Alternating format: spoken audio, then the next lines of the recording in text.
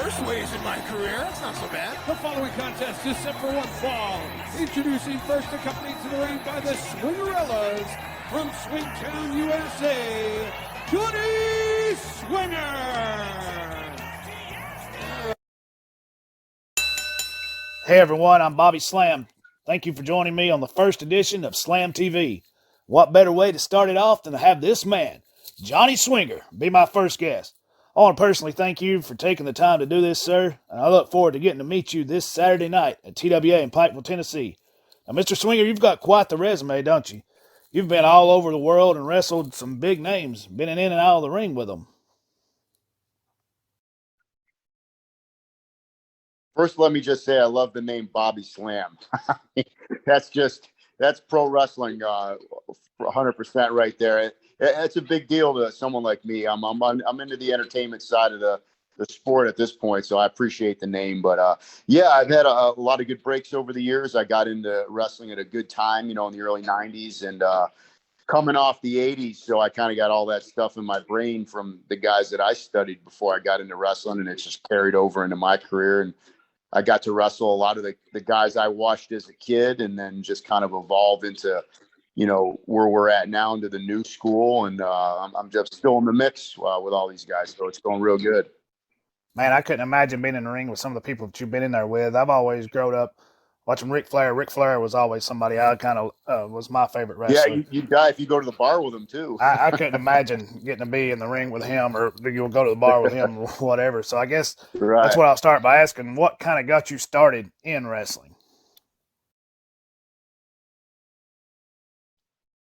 Well, it's funny. That's a question you get a lot. Most interviews start off that way. How did you get into wrestling? And it's like, to me, it's everybody gets into wrestling the same way. You really want to do it, so you find a way to get in. And personally, myself, when I was about 12, 13 years old, I found a way in there to help start setting up the ring and taking jackets to the back. It's like a lot of people got involved when they're really young. And to really give all the details of that would just take too long. But that's really, I got started that young. And by the time I was 15, 16, I was doing referee. So I was in the ring already. And when I was 18, that's when I started actually wrestling matches throughout Canada. And most of my career, first 3 years of my career was all in Canada. So before I even wrestled in the States. So you got a lot of good experience there with a lot of old time wrestlers out of the Stu Hart's old Calgary territory. So it was a real good learning experience for me up there.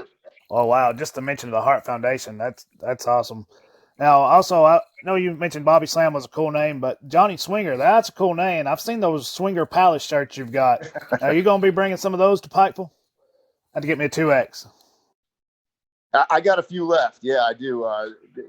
Yeah, they're hard to keep on hand. Right. Johnny Swinger. That's such a cool name. Now, how did you come up with the name Johnny Swinger? It was given to me, to be honest with you. Like I said, the first couple, 2-3 years I was wrestling in Canada, and then I started wrestling throughout Michigan and Ohio, and where I'm from in New York State. And the promoter we were working for in Detroit, when I say we, I broke in with Edge and Christian and Rhino and Sabu and Al Snow and all those kind of guys. And the guy that was running the show, I was actually going by Johnny Paradise at the time. And that was just the name I came up while I was driving down the street. I saw it on a tanning bed, Paradise Tanning. I thought it was a good name. But he came to me, he said, I know you're Johnny Paradise, but there's another guy using that name. He goes, I got this Kool in the Gang tape with this song on it, Hollywood Swinging. What if we called you Johnny Hollywood Swinger? And then you got, this entrance music, which will fit the character and the name and all that. And I said, hey, I was taught that when I first started, you keep your mouth shut and you do what you're told. And I was like, hey, if you think it sounds good, then, and I just, before you knew it, I was on WCW TV with Johnny Swinger. And by then it just stuck with me. After you get on TV, you don't want to change your name too many times because it gets confusing. Yeah. But that's how the name came about. Now, you mentioned before, you've been in the ring, in and out of the ring with a lot of greats, but who would you love to face in the ring? Who's somebody maybe you hadn't got to face and would love to? It's hard to say because I really did get a chance to wrestle a lot of the guys that I idolized that made me want to be a wrestler.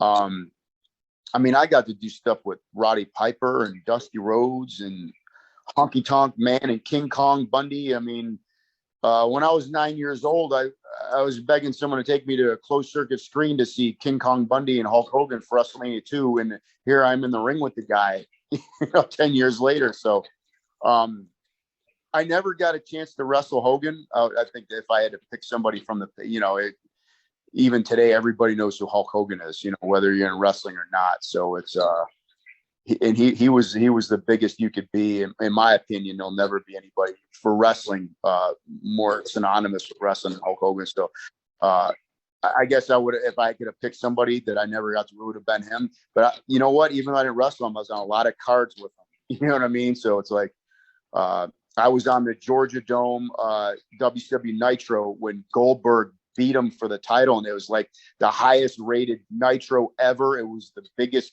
gate for WCW ever. So just to be on that card is like something I'll hang my hat on forever. So even though I didn't get to have a match with him, I was there with him, and then later when I went to WWE in 2005, he was there. So I actually got to be around him quite a bit. So I worked with him, you know what I mean? So it's pretty cool that I got to work with someone like that stature, Now, is that the WrestleMania you mentioned with Hulk Hogan stuff? Is that the WrestleMania and stuff where you were tag team with Jason Lee? I think that was another. That was later on. I think that was actually when I came back to WCW after ECW.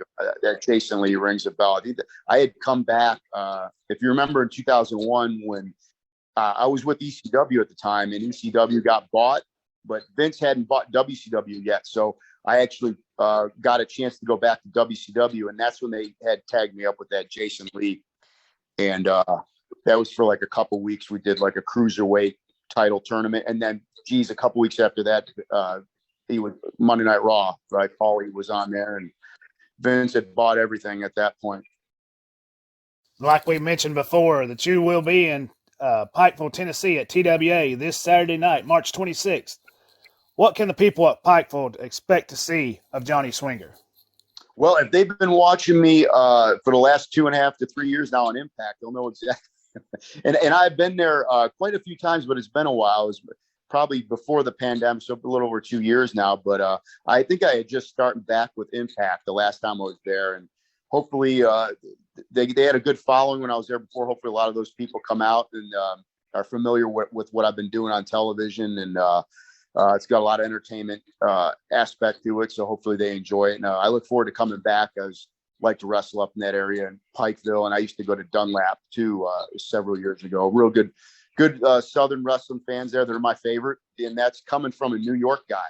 You know what I mean? And the fans in Tennessee, Georgia, and Alabama, I have to say, always treated me better than in my own home state of New York. So been in Atlanta since '97, so I almost can just consider myself a Southern guy at this point.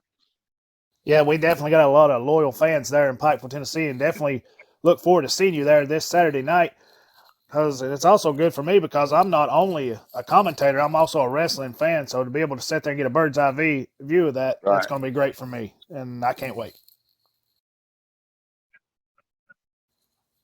And any advice that you might want to give somebody that's maybe wanting to start out in the business, or just getting their feet wet, or maybe thinking about doing it?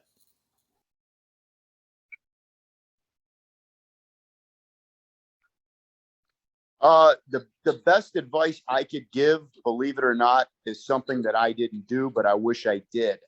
I went from, like I told you, I was setting up the ring when I was 12, 13 years old. I never had anything else on my mind other than being a wrestler.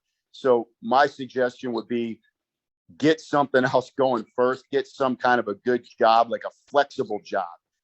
I know some guys that are school teachers, and to me, that's like the perfect job because you can always get a job as a school teacher in any state, any city, and you get paid time off. You're off on the weekends, which most wrestling is on the weekends, and just have a good job that you could support yourself with while you chase your dream.